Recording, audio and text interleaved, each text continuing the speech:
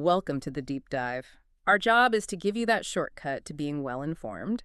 We sift through the sources you've shared and pull out those key insights. And today, we're diving into a concept that, well, I think most of us see as a burden. Yeah, Responsibility. exactly. But the source material we're looking at today argues it's something else entirely. More like a quiet revelation. We've pulled some excerpts from a series called The Genesis of Purposeful Responsibility.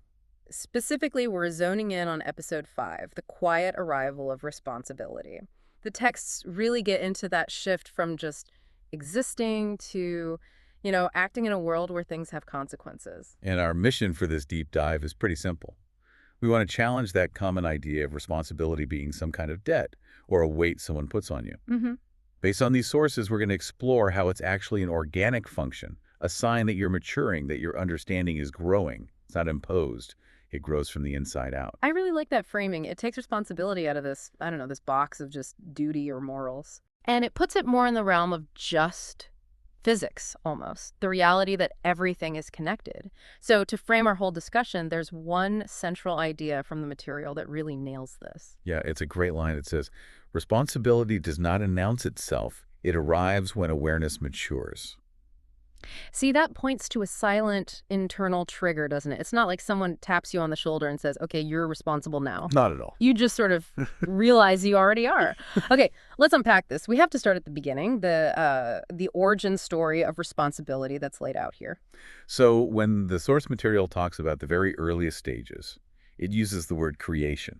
Yeah. You could think of creation as, not necessarily a deity, but maybe the first conscious system or entity. The first thing that could be aware. Exactly. And the text says responsibility shows up when this system gets a deeper understanding. But, and this is key, only after restraint was firmly in place. Wait, restraint comes first. That sounds, a bit backwards. Why is restriction the first step to a deeper understanding that leads to responsibility? It does seem counterintuitive, right? Yeah, wouldn't you think pure freedom, just trial and error, would lead to awareness? What's so interesting here is that the source suggests you can't see consequence when there's only chaos.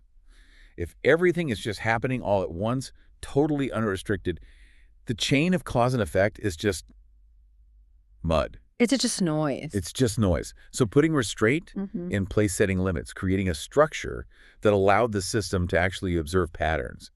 It drew the lines of the sandbox. Okay, so restraint wasn't a punishment, it was a lens. It filtered things so the signal of consequence could finally get through. And what was that signal? The text calls it the moment the system realized that movement was no longer free of consequence. Before this, things just happened. They were events.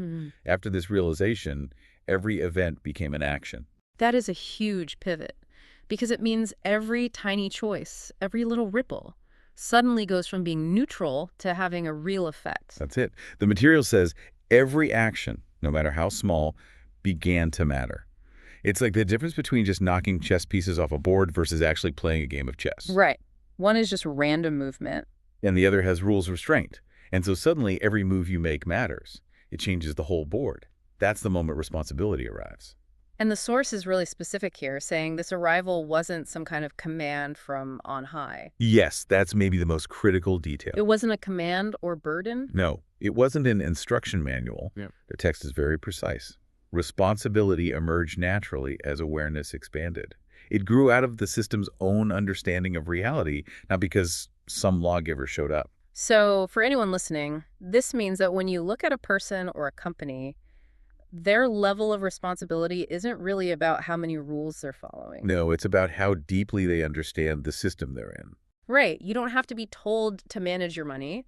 You just start doing it when you finally truly understand what compound interest or debt actually does long term. It's the difference between just complying and actually comprehending. The source is saying the most genuine responsibility is just practical. It's a response to the reality of being interconnected once you finally see it. Which is the perfect lead into our next section, that core realization, the understanding that nothing exists in isolation anymore. Yeah, and this is where it gets really interesting, how the material links consequence directly to connectivity.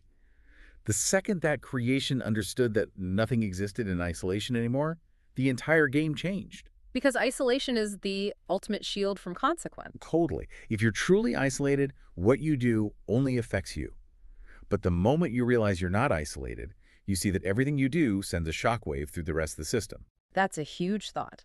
If I'm really alone, responsibility is optional. But if we're all interwoven, then my actions, by definition, shape a reality beyond just me. The source says every movement shaped what followed. Yes, and the focus flips immediately from just realizing it to reacting to it. Once you get that you're an agent causing change, well, you now have a practical obligation to what you've started. And the material points to two immediate functional needs that pop up from this awareness. The first is about what's already been made. What was created now needed care. That's the impulse to sustain things. Okay. The second is about the process itself. What was sustained now needed attention. So care is like the hands-on work, and attention is the long-term vigilance. You could say that. Care is maybe the physical protection. Attention's the constant monitoring to manage the whole interconnected web.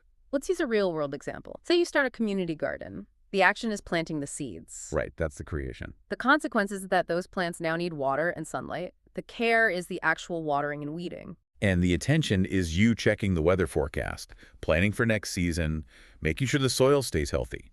If you neglect that attention, the whole system can collapse, and that affects everyone else who is counting on the food. So the awareness of non-isolation turns a voluntary act into a long-term commitment. You can't just walk away from the garden. Because it now depends on you. Yeah. And that awareness of dependency is what locks responsibility in. And the sources bring this right down to our level, to the human experience, saying this quiet arrival happens to us all the time. Oh, absolutely. The text says responsibility shows up in our lives, not when we are told to carry it, but when we realize our actions affect more than just ourselves. That's the trigger. That is the trigger. Think about becoming a manager at work, or a parent, or even just joining your local neighborhood watch. Nobody assigned you that feeling of responsibility. It just arrived when you saw the network of people who were now relying on you. It's the moment you stop seeing yourself as a solo act and start seeing yourself as a node in a huge network. And until you see that ripple effect, until you understand nothing exists in isolation, the material suggests you literally cannot be responsible. You're still living under the illusion that you're separate from the outcome. Which brings us to the central philosophical question of this whole deep dive, our third section. If every action matters and I have to care for the consequences, doesn't that just kill my freedom? Aren't I restricted? This is the question the source material seems to love answering because the finding is so beautifully counterintuitive, it goes right at that assumption. So what's the argument? Because for a lot of people, the second they feel responsible for something, they feel less free. It's a new constraint. The text is really powerful here. It says that responsibility does not restrict freedom. It gives direction to it. Okay, that's the aha moment. Yeah. That turns the whole idea on its head. We see responsibility as the brakes. But the source sees it as the steering wheel. Explain that. Okay, think of raw energy or pure freedom as a big block of marble. It has all the potential in the world, but it's just a rock. Just sitting there. Right. But responsibility, which is born from knowing what that rock could become, that's the sculptor's tool. It channels all that potential into a specific form, a purpose. So the marble isn't less free because it became a statue. No, its purpose was realized. Its existence gained direction. That really grounds it. Freedom without responsibility is like a powerful engine with no wheels. It just makes a lot of noise and burns fuel going nowhere. Exactly. Responsibility connects that power to the road. It's the difference between just wandering aimlessly and actually charting a course. And this shift away from randomness towards direction, it has a huge psychological impact. The source talks about the mood of creation after this settled in. Did it feel burdened? The exact opposite. The material says creation did not feel heavier with responsibility. It felt more meaningful. That's the payoff. That's the reward for embracing this awareness. It is. When you see how much your actions matter, that you're actively shaping the world around you, your existence stops feeling random. Every choice you make gets elevated. The weight of consequence is balanced by the weight of meaning. And that meaning is what motivates you. It's not some external auditor checking a box. It's your own internal compass telling you that your life matters because your actions matter. So to just pull this all together for everyone listening, the source material gives us 3 core lessons. These are the big takeaways. Okay, lesson 1, the foundation. Responsibility grows from awareness. It's an internal thing, not an external rule book. You can't be responsible until you're aware you're connected. Lesson 2 is about what you do with that awareness. Care gives direction to freedom. The act of caring for what you create and affect is what turns random potential into focused purpose. And the third, the emotional impact, meaning deepens when impact is understood. That's the psychological reward.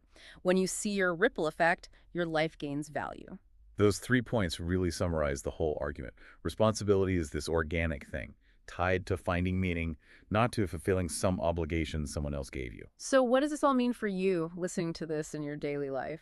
It means real responsibility isn't about the contract you signed or the promise you were pressured into. It's that moment you just realize the extent of your own ripples.